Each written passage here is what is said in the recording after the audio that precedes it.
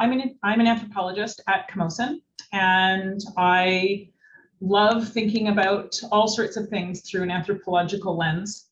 I teach a lot of different things, which is great because I'm curious about all sorts of different elements of the world.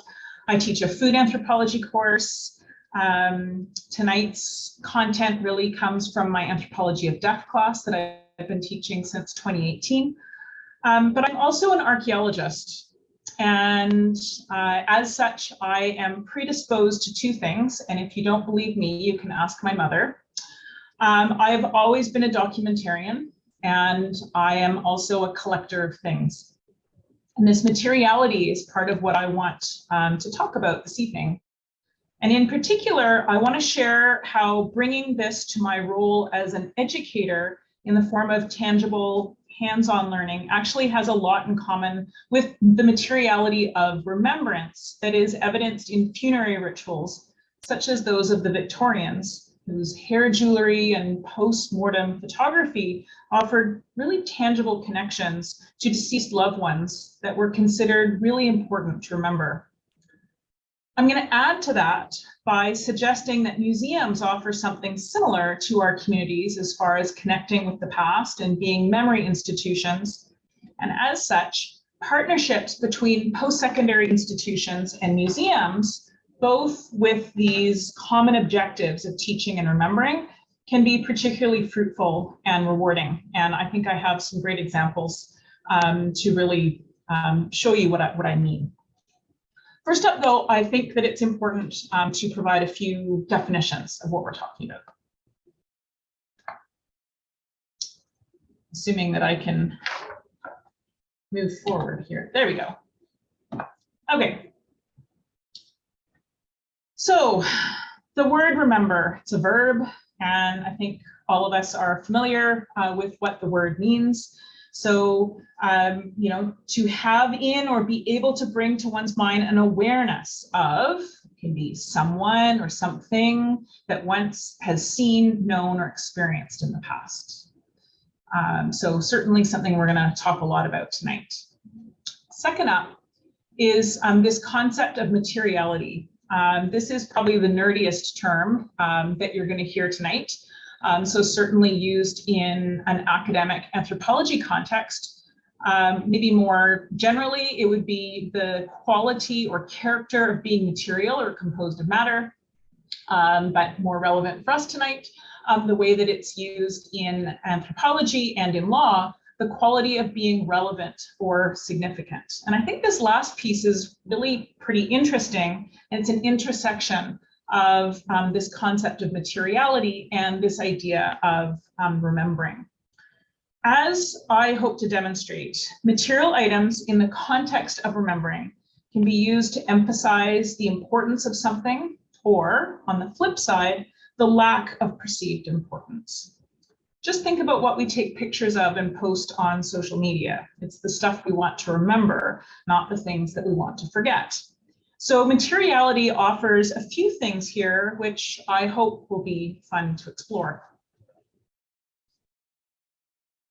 I would really like us to embrace this unusual format.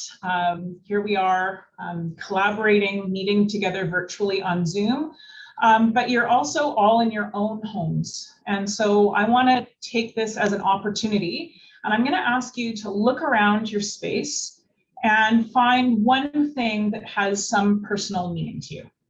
So I want you to just take a minute and look around and find something that is going to be meaningful to you.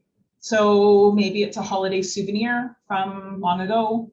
Maybe it's a piece of art that your child has made. You know the type, the art that only a parent can find amazing.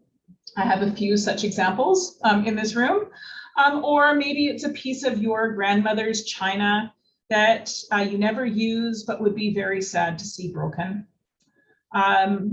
I want you to just take a moment, and I want you to look at this item, and I want you to think about how it makes you feel, because that feeling is what I want to talk about tonight, and I want to provide some examples of based on the work that I do and the work that I've been able to do with the likes of Paul Ferguson and others at the Royal BC Museum. As I have been contemplating tonight's presentation, I've been pondering a few different things. So first up, I have decided that Marie Kondo, the clutter-busting minimalist that all of us have heard so much about in the last couple of years, must have an incredible memory. They don't seem to need a lot of material items of whatever size or color to remember people, places, or events. And this is a completely different scenario than I've found myself in recently, as I've been helping my parents downsize after living in our family home for 47 years with its marvelous collection of things. My parents' house is the museum of my life. And Exhibit A on the left here, this is my first bike that was found in the attic. I have no idea how they wrestled it up the ladder, nor why they decided that this was important to save from the late 70s, but there it is in all of its glory. The items that they've collected and surround themselves with represent the stories and people of their lives, but also earlier generations of our family, as evidenced by this rogues gallery of photographs that go back over 5 generations in our family. So everything in my parents' house has a story and a connection to a person, which makes these things precious and meaningful and very hard to part with, as we are discovering. Now, it's not so much that my parents are compensating for being forgetful. Believe me, my mother can remember my kindergarten teacher's dog by name.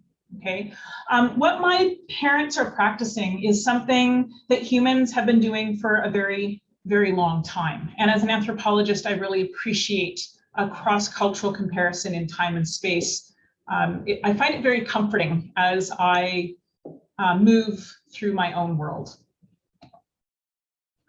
So across time and space, humans have turned to memory hooks like art, abstract writing, and items of commemoration to highlight and remember important things. So this commemorative plate that I have here, chosen very specifically because today is the 70th anniversary of the Queen's coronation. And maybe some of you have seen one of these commemorative plates. This is the sort of thing that I'm talking about, right? Materiality in all of these different forms provides an externalization of memory and a way of sharing these memories with others, which is particularly important. The act of remembrance is much more poignant when one is remembering the dead. Sometimes the direct material items that are associated with the dead, especially the recently deceased, are so evocative as to be triggering. And in many cultures, the mechanisms of grief management during the period of funerary rituals and this transition from corpse to ancestor includes destroying these very material belongings to sever connections and create the space to build a new relationship between the living and the dead. Personal belongings of the deceased may be burned or given away. In some cases, the body itself is burned or otherwise destroyed as a finalizing act, making it very explicit that the individual has died, and it is now the time to build a new relationship with an ancestor, with new forms of materiality.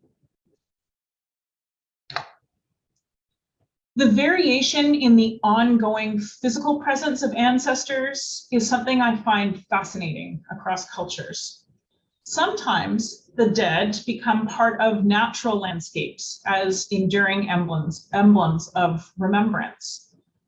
Later this month, so June 24th to be precise, for the first time, New Zealand officially recognizes the celebration of Materiality, which is a Maori celebration. They will be recognizing it as a national holiday.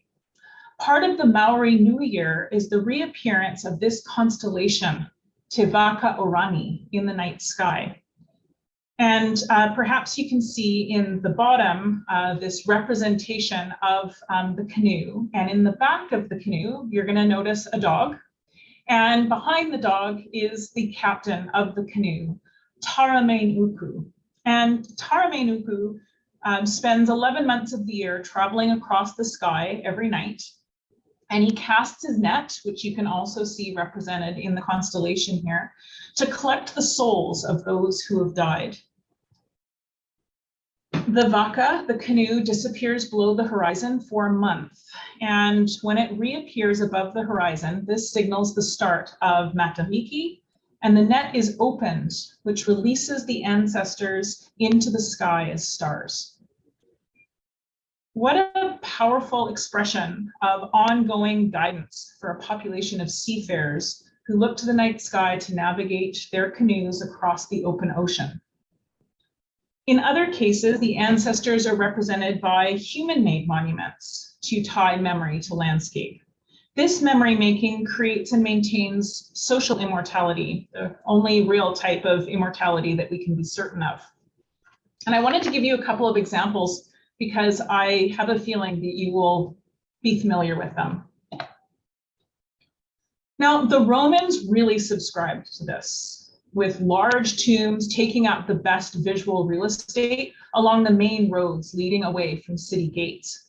At Pompeii, where I've been lucky enough to visit on several occasions with some of my work in southern Italy, there's a special type of bench tomb, and I've got some images on the right side of the screen here, with inscriptions that would read something like, "Welcome, weary traveler, this bench brought to you by Marcus Tullius." So this really highlights a sense of reciprocity. You scratch my back and I'll scratch yours. The deceased will do something for the living, right? Provide a seat for the weary traveler. And the return offering from the living is maintaining the memory of the dead by speaking their name. I think the famous artist Banksy probably says it best. So what Banksy says is, quote, "We die twice. The first time is when we take our last breath. And the second time is when our name is uttered for the last time."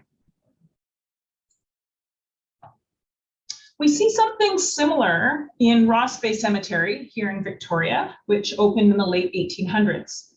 The size, composition of grave markers, and location along the main carriage routes of this garden-style cemetery all speak to this connection between material visibility and social standing. The greater the visibility, the more opportunities for people to engage with this material and invoke the memory of this person. We can speak of them by name, whether it's James Douglas or the Dunsmuir family or the Mackenzie family.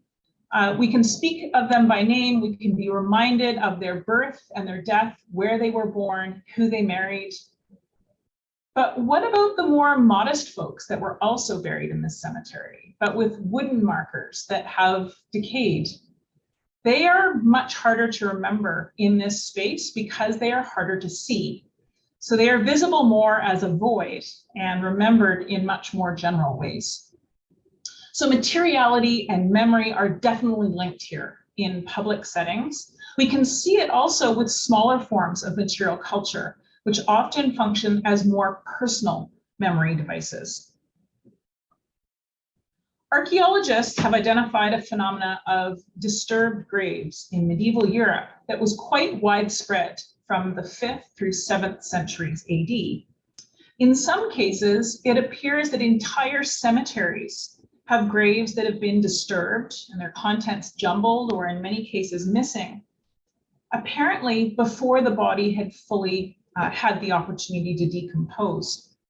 The most frequently removed items appear to have been swords and brooches, while the more valuable items like silver and gold necklace pendants were left behind. Rather than grave robbing, this is being interpreted as memory making, with people reopening graves to take things as mementos, items with stories and memories that link people across generations. And I think this really underscores the power of connection through belongings. In the Victorian context of the late 1800s, which is really what I want to consider in more detail tonight, holding on to specific types of material things as mementos was part of grieving properly. These material items were a soothing balm. They provided a connection, a way to remember, and a way to share this remembrance with others. And I would say that in many ways, this is similar to what museums do as well, curating the materiality of remembrance. It's probably not a coincidence that Victorian memento mori and the defining concepts of museums both originate from the same social and cultural contexts. And as I hope to demonstrate, the same benefits apply in terms of teaching and learning in a post-secondary context. So to understand why I have come to know a thing or two about Victorian funerary traditions and their value as memory devices, we need to fill in a bit of background, I think. So I've been teaching at Camosun College here in Victoria since 2002, and I found myself increasingly interested in applied learning as a way to engage students and avoid scenes like this in my classroom. I'm not always successful, I will say, but nothing bugs me more than someone that has fallen asleep in the middle of something profound. Not only is applied learning a much more fun way to teach and learn, but its immersive nature and hands-on learning is something that is much more memorable for students. And I've seen this for myself with incredible answers that show up on final exams, or running into students after taking a class and they still remember everything and are applying it to their life. But we actually have research to back this up as well. And so as somebody that grew up and went to university at a time where lectures and reading and audiovisual kind of reigned supreme, it's sobering to recognize that this type of passive learning is actually not all that successful in terms of student retention. And what I'm finding is that in contrast to these more traditional forms of teaching, active participatory learning, whether it's demonstrations or practice doing something or teaching others what you've learned, leads to much better retention and this sense of remembering what is being taught and what is being learned. In 2018, I developed a new course, the Anthropology of Death. This topic I have found is probably the most taboo topic out there. Certainly students are curious, but they are also terrified. And I would say that given this reality, trying to have applied learning in a course like this can sound like a tall order. But just as the memento mori of Victorians cemented memories and reminded people of their own mortality, applied hands-on learning supports remembrance and makes the abstract very real in an academic setting. And this is where my partnership with the Royal BC Museum comes in. The Royal BC Museum is in the memory making business and also really prioritizes connecting with community partners and promoting education, to which I am eternally grateful, and I will come back and fill in a little bit more there in a minute. In 2018, I partnered with the museum and my students hosted a mock Egyptian funeral on a rainy Saturday afternoon. Students learned about the various elements of an Egyptian funeral and shared this with museum patrons as a pop-up component in the traveling exhibit, Egypt, the Time of the Pharaohs. Perhaps many of you were here in Victoria and learned through this exhibit. Maybe some of you even joined us on that rainy Saturday afternoon, where my students were just incredible. And they engaged the public in a wide variety of different interactive booths. So one team learned about the stages of embalming by mummifying a chicken. So you can actually see this on the table in a Tupperware container. That created quite a buzz. People were quite interested in that. Other teams thought about the different types of grave goods that would accompany the body. As you can see, we were integrated into the museum space, which was pretty incredible. A funeral procession organized by students, complete with professional mourners and dancers, ultimately wound its way through the exhibit to the tomb, bringing a mummy along for the ride. And once in that incredible tomb, students demonstrated the rituals that prepared the body for its eternity on the Isle of Reeds. So by all accounts, this was an incredibly successful project. I was thrilled, my students were thrilled, patrons were thrilled, the museum was thrilled. How to follow up in 2019. Now, Old Town has been a favorite part of the museum for me since I was a very little girl and started coming to Victoria every year. And I've always felt that it was a great example of engaged learning that helped me visualize, hear, and smell the past.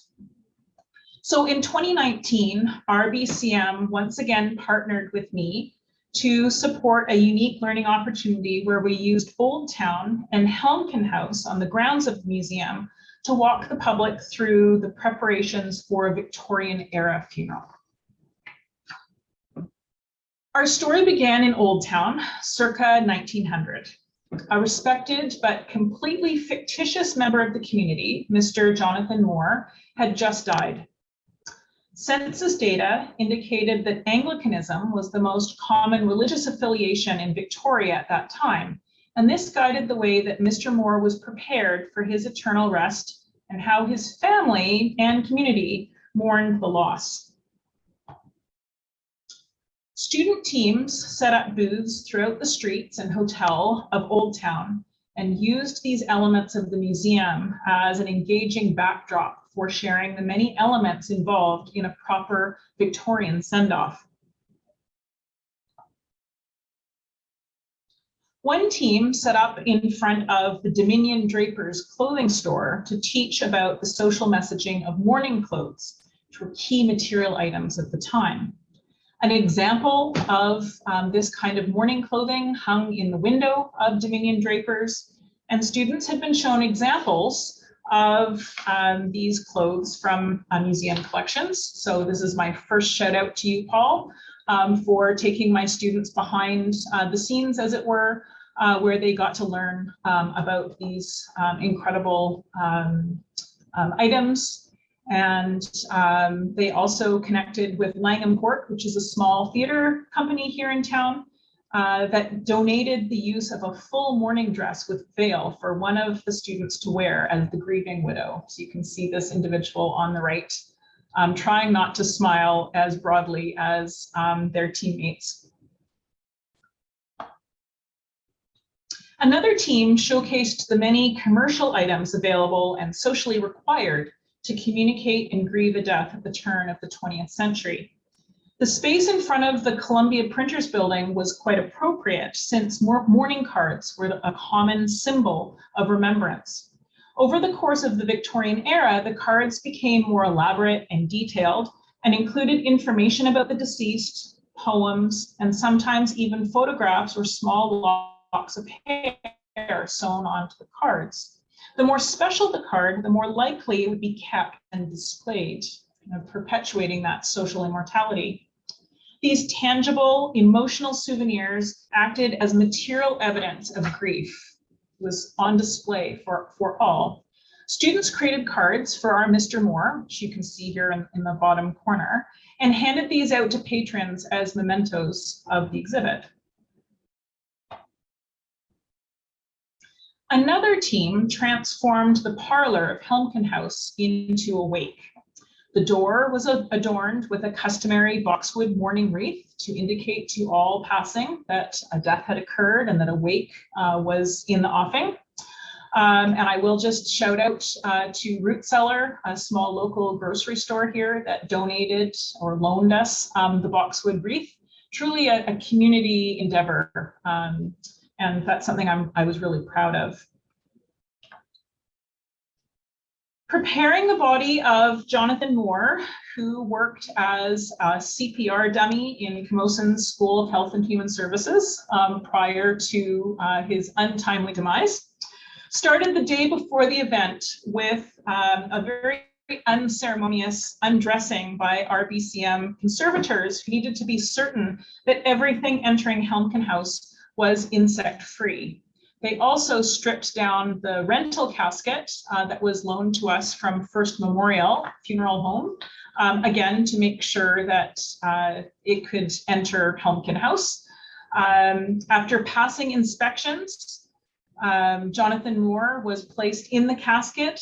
The casket was moved very carefully with bated breath into the parlor of Helmken House.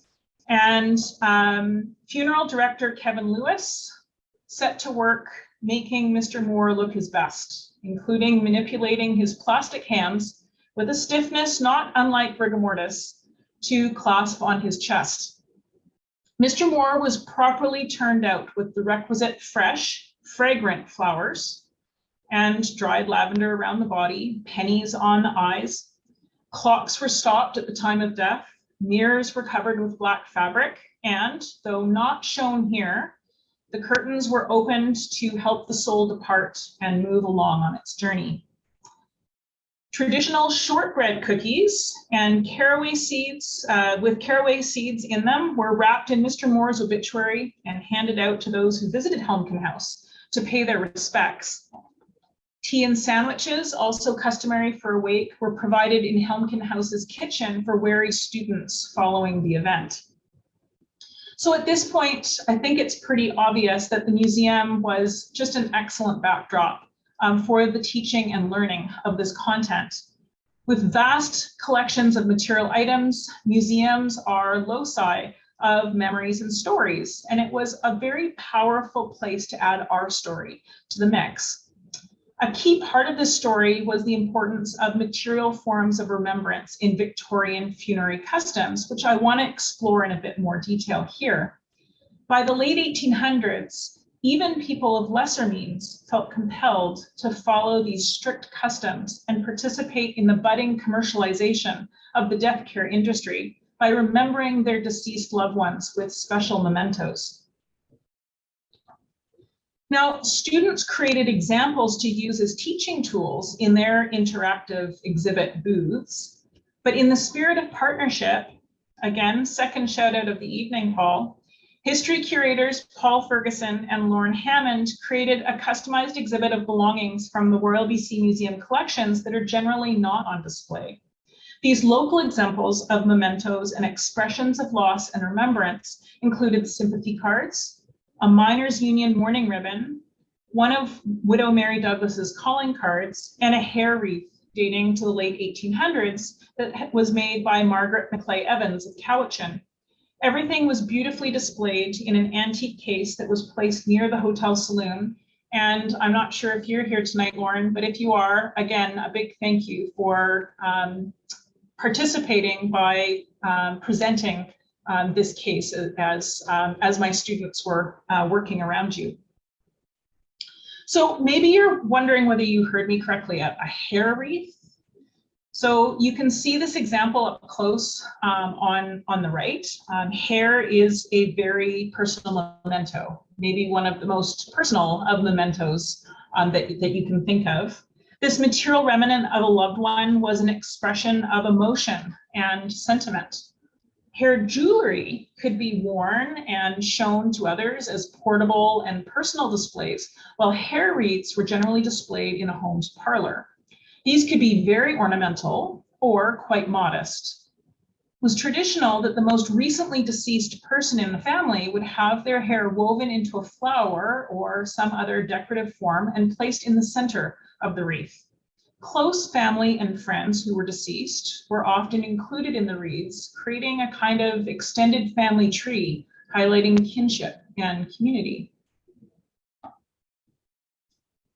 Another example of materials of remembrance that students presented were wax baby dolls. You can see one in the larger picture here on the screen. Typically, open caskets allowed mourners one last chance to see their loved one, but many felt that viewing a deceased child was just too much to bear. And as a parent myself, I can understand that sentiment. If a family could afford it, A wax doll could be created in the likeness of a deceased infant. This doll was generally depicted sleeping and was dressed in the child's clothing. Sometimes real locks of the child's hair were incorporated as well. This doll was placed in a small coffin and displayed for the wake instead of the real body, and sometimes displayed at home following the funeral as well. While there were many examples of materiality, I think the one that really stood out for students was postmortem photography. It may be hard for us to imagine today with cameras in everyone's pockets and pictures taken of everything. But in the Victorian period, a posthumous photograph was sometimes the only picture you had of your child or family member. Postmortem photography had three common styles: appearing to be asleep, which was common for infants and small children; dead but alive, where the deceased was sitting upright with eyes open or closed; and, like this one of our Mr. Moore, a mourning scene that showed the deceased either on the deathbed, in a coffin, or in the graveyard surrounded by mourners. Memorial photographs, small photographic calling cards, became affordable enough to be able to send them to family who could not attend a funeral, helping mourners grieve with the use of a memento rather than the physical presence of the body. Given our ready access to photography, I think we can easily consider this practice to be morbid. But from a remembrance perspective, a photograph cements a memory. It's something you can go back to. As memories fade, a photograph becomes tangible proof of someone's existence, that they mattered, that they still matter. An image taken as prescriptive grief management becomes a connection to that individual. It fuels remembrance. I find that these material belongings are very personal, and out of respect would rather not interpret the picture of someone else's deceased loved one. But I think we can say this about today's photographs as well. So this is my brother George, and George died when I was in graduate school.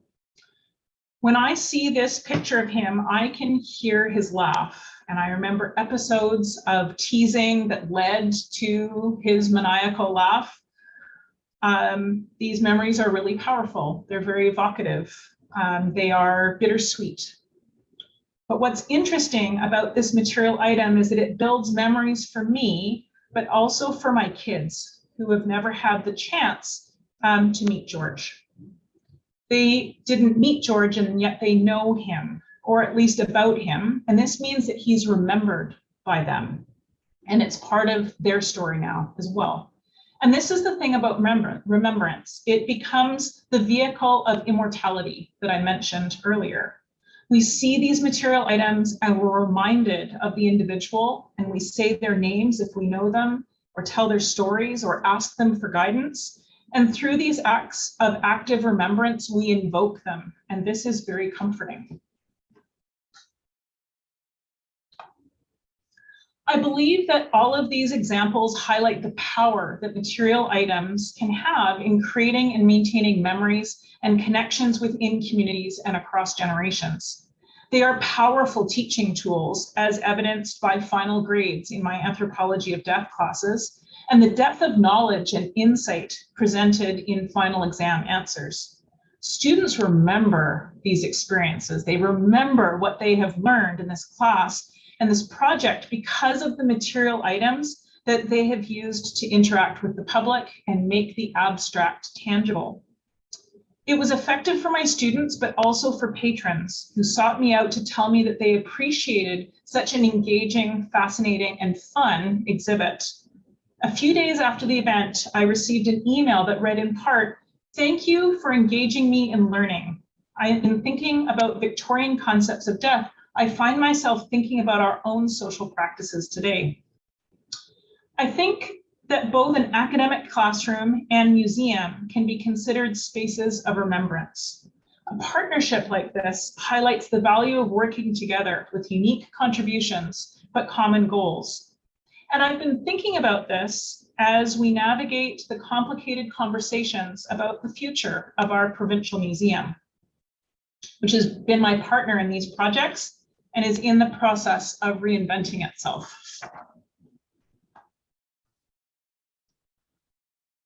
I am more familiar with the classroom setting of this equation, so won't say all that much about museums, except to acknowledge that they are interesting cultural phenomena. Charles Saumarez Smith, the director of the National Portrait Gallery in the 1990s, can help me out a bit here by arguing that people visit museums because, quote, the materials prompt the creation of an individualized recollection of people in the past, which operates in the realm not of narrative history, but of public and private memory. While I am not a museum studies expert by any stretch, I do have an indirect connection to museums, particularly in the material aspect. And I've been thinking about this a lot as well in writing this paper. As an archaeologist, I have an uncomfortable history to atone for.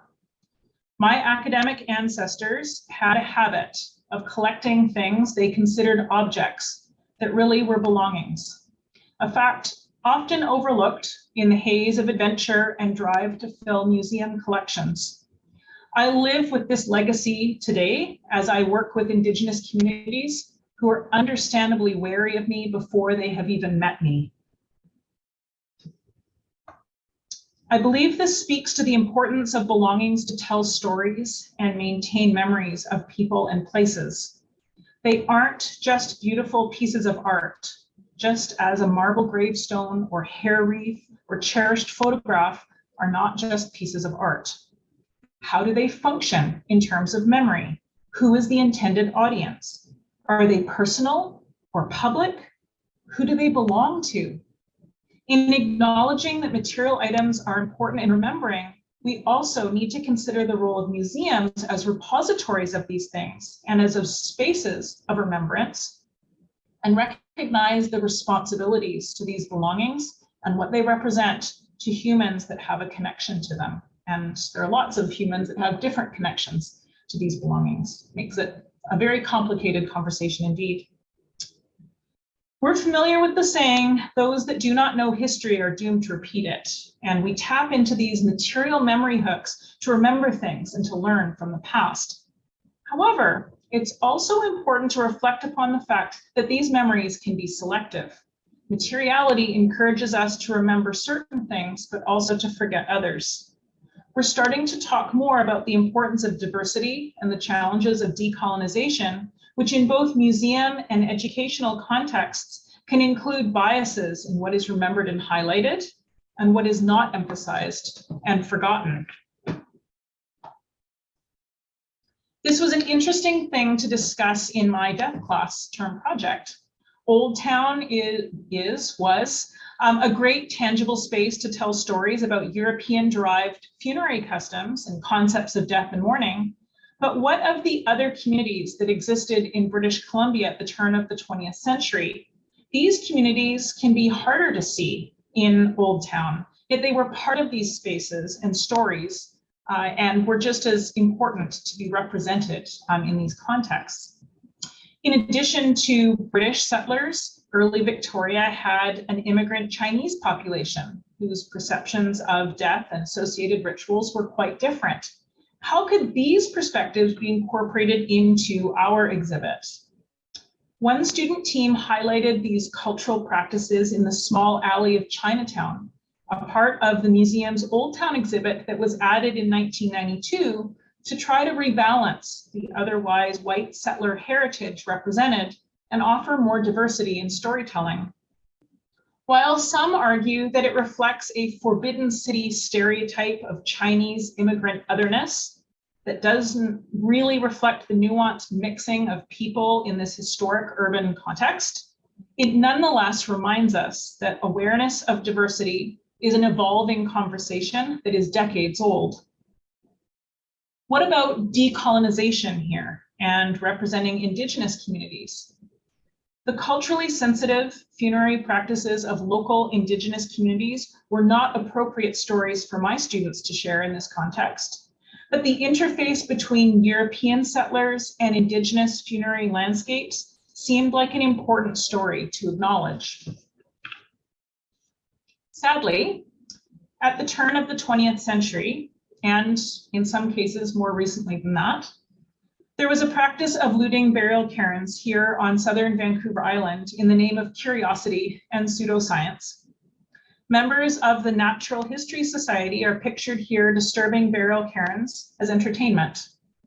Early archaeologists, and I'm going to put that in air quotes, like Harlan Smith, were often no better in many respects, digging up cairns and encouraging the collection of skulls for craniometry studies. There was no clear place for my students to share this story in Old Town, as there was no Indigenous presence, despite the fact that Indigenous community members helped build Fort Victoria and were active trading partners in the early settler period.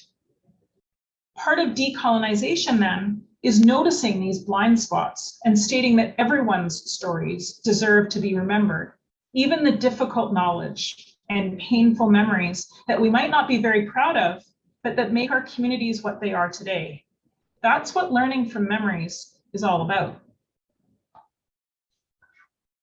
Museums then are these places of materiality, and these material items have value based on their story and their relationship to a person, place, or thing in the past. Museums can offer experiential learning, something that you can't get from a book or the internet. As museums embrace this role, which is quite different from their cabinet of curiosities origins, they are reinventing themselves to be more inclusive, engaging, and relevant. History is not just something of the past. It underpins key elements of the present and future. This reinvention is happening in our classrooms as well, as we work hard to make sure that what we teach is inclusive, engaging, and relevant to our students, instead of something transactional that is just about getting credits towards a degree. I hope that I've been able to demonstrate the power of material culture as memory devices here this evening. I'd like you to take another look at that item that you found in your space earlier. And perhaps you'll agree, material items are also powerful reminders of who we are as individuals and as communities. And as I close, I would like to thank the BC History Federation for the opportunity to present at this conference. Looking through photographs to build this PowerPoint has reminded me of how proud I am of my students and how much I enjoy what I do, which is a wonderful thing to have the opportunity to reflect upon. I would like to acknowledge my amazing students. These projects would not have been possible without their incredible creativity and hard work and willingness to try learning in a new way. Finally, I would like to thank the Royal BC Museum. It is an honor to partner with them and bring learning opportunities to our community, and they've always worked towards how to say yes to even the most unusual pitches. Teach a class in the replica of an Egyptian tomb? Okay, Nicole. I look forward to many more partnerships in the future. And I look forward to any questions that might have come from my presentation this evening. Yes, from what I'm seeing, we don't have a lot of time depth to be able to evaluate that here in Canada anyway. But what's interesting is that if you tie that into our sense of individualism, which is really something that we've come to celebrate culturally. You know, think about, we have single family homes, and you know, the room that I'm talking to you guys from used to be the nursery when my kids were little. You know, we encourage individualism from the moment our kids are born. This autonomy and the freedom to be able to make choices is a really interesting part of MAID.